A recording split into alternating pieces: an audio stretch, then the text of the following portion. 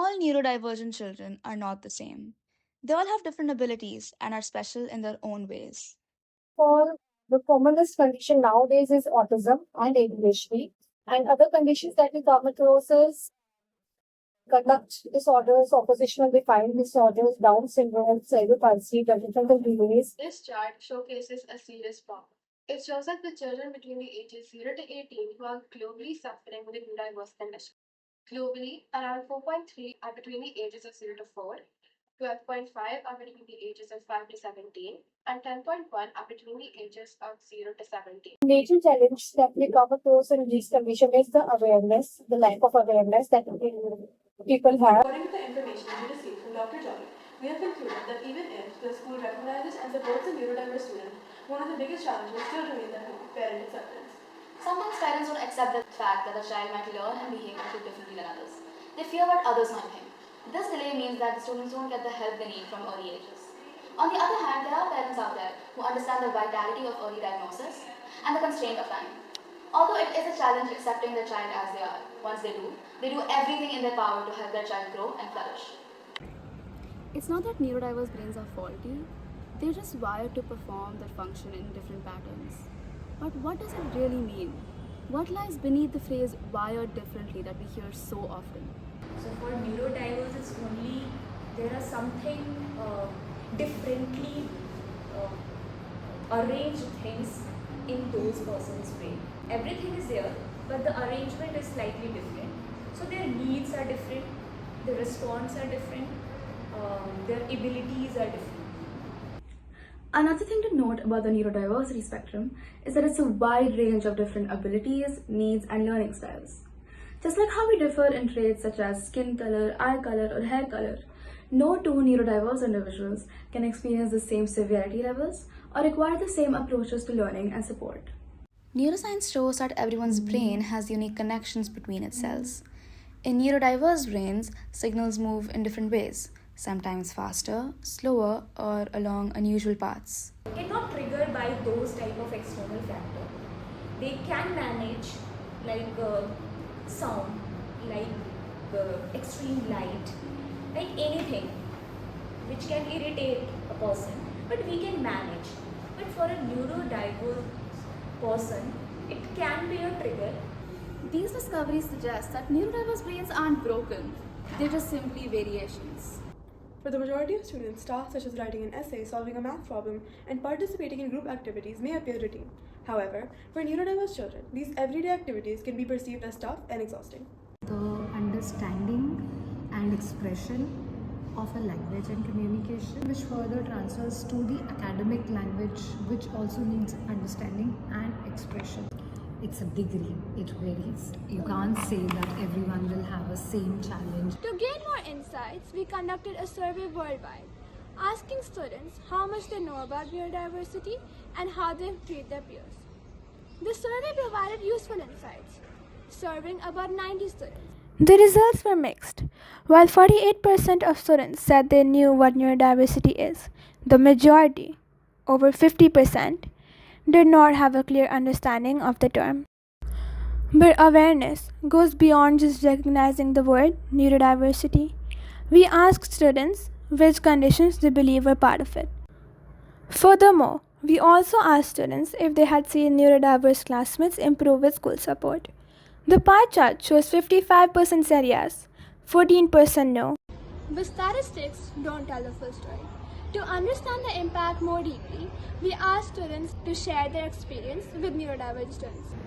I think I've learned how to deal and interact with certain types of people, because sometimes it gets annoying where you have to learn like, oh, you should be patient. Like, I have to learn I have to be more patient with the other person, also myself, because sometimes my mood is off, but I have to think, oh, I need to control myself a bit because I can't just lash.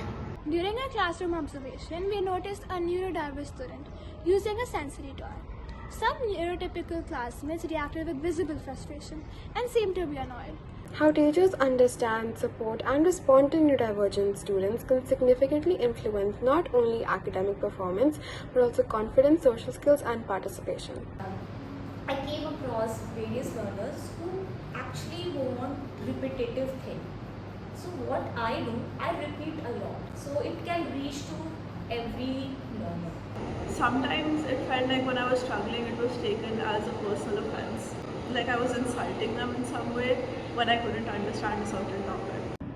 This discourages students from asking for help. It further breaks the trust of the classroom as the child is now afraid to share their struggles. Along with accommodations in the classroom, neurodiverse students may also take supportive therapies to help support their learning. One such approach is ABA therapy, which is applied behavior analysis. This focuses on breaking down simple skills into small steps and reinforcing positive behaviors. Some common conditions which many children are diagnosed with are ADHD, dyslexia, and ASD. Having ADHD doesn't mean that they don't pay any attention, but that the condition makes it harder to focus or pay attention to one thing at a time. Some accommodations provided for this condition are extra time on tests, movement breaks, note-taking assistance, and modified work schedules. Dyslexia is a type of learning disability that is characterized by challenges with reading. Access to audiobooks and text-to-speech software, visual aids, clear and concise instructions, and extra time for assignments can significantly help students with dyslexia at school. Autism spectrum disorder is a neurological and developmental disorder that affects how people interact with others, communicate, learn, and behave. Accommodations provided to students with ASD include giving students fidgets or chewing gum or any other aid to meet sensory needs, noise-cancelling headphones, or access to a calming corner or a similar location. So depending on the level of neurodiversity, different accommodations are provided. Scribe is provided to the child, a reader is provided to the person, there is a prompter, extra time is provided. So these are the kind of access arrangement that the school as well as Cambridge provides. But the question still remains, has the support provided ultimately helped the neurodiverse student or not? After definitely giving them adequate support, out of question that they won't improve. Every child has its own journey, every child takes a time, be it a very little. One example of this flexibility in practice is National Institute of Open Schooling, or NIOS, in India. NIOS provides with accommodations such as extra exam time, relaxed attendance rules, writers or scribes, and a wide choice of subjects. In fact, we had one success case this year that one child cleared grade 10 in NIOS this year, not from faculty but parents' own effort, but yes, they've done that. It should also be made clear that inclusion does not come without public awareness. They're both correlated. Without proper awareness for neurodiversity, schools will not have the correct knowledge or equipment to help provide accommodations for neurodivergent students. That was the primary idea behind making an inclusive school, because we see different abilities all around us. So how are we learning and accepting on an everyday basis? More than half of the 90 responses we received have not encountered events or campaigns regarding neurodiversity. This represents lack of awareness and recognition in most schools. While the majority of respondents acknowledge that their schools do offer support to neurodiverse learners, a few individuals express that their schools do not provide such support. Additionally, there are some respondents who are unsure whether or not their school offers support. Support in schools not only helps neurodiverse students in structured interventions, but also carries over into their everyday classroom life. Let's hear directly from a student about how these accommodations have helped her succeed academically and personally. Does your school provide any support or accommodations, and do you avail them? Since I was a kid, whichever school I have gone through, they have supported me throughout. So like in exams, they have given me extra time and followed all the dyslexia rules and all. So now we are more focused on imparting vocational skills to them so that they're able to set up their own business, small business or entrepreneurs. According to the All India Survey on Higher Education, in India, only about 0.2% of students enrolled in higher education institutes are students with disabilities. Speak about the higher education, then I will say no, we don't have that setup. Local admin suggests that while schools provide early essential support, the transition to higher learning is still underdeveloped. As Bharati noted, grade 10 graduation itself was considered a landmark. The reality is, the majority of neurodiverse students are still not systematically prepared for higher education. So there are very good specific trainings that happen with which team. For example, student A, who initially struggled with fluency and confidence levels while reading and writing in grade 7, was a motivated reader who faced lesser issues with comprehension by grade 8. I think we would have touched around 200 lives for sure. On the other hand, in a typical government school where awareness is limited, neurodiverse students are often misunderstood. A government school already the student-teacher ratio is really high. One teacher to sometimes 50 children. So in that scenario, and there are very limited resources in our government school. And there is no academic growth. Na? We are only then looking at if any growth is happening. Through our research and interviews, one thing became clear. Awareness and structured support systems help neurodiverse children grow academically and personally. Every child's progress is different, but every achievement counts.